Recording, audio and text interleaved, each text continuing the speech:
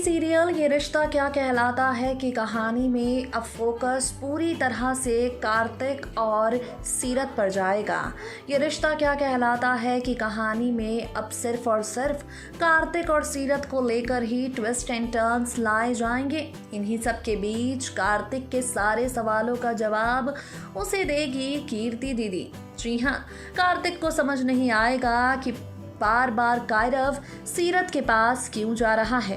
कार्तिक समझ नहीं पाएगा कि आखिर अब कैसे सीरत को नायरा से अलग रखे। अपकमिंग एपिसोड में आप देखेंगे खूब सारे तमाशे, जहां कीर्ति कार्तिक के सामने खोलेगी बहुत बड़ा राज। जी हाँ, अपने भाई को परेशान देखकर कीर्ति अकेले में कॉफी का मग लेकर जाएगी कार्तिक के पास।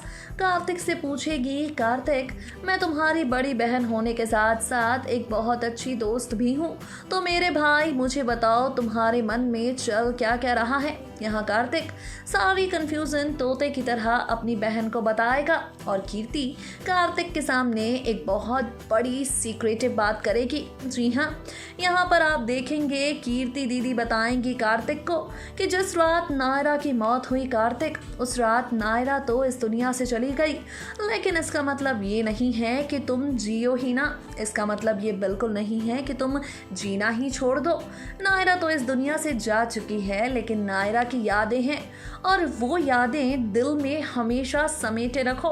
घुट घुट कर जीने से, झूठी खुशी का दिखावा करने से नायरा की आत्मा खुश नहीं रहेगी। और रही बात सीरत की, तो अगर कायरव को सीरत के साथ समय बिताना अच्छा लगता है तो उसे समय बिताने दो।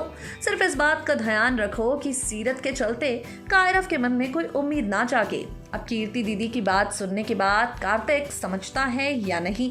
कीर्ति की बातें सुनने के बाद कार्तिक को कोई रास्ता नजर आता है या नहीं?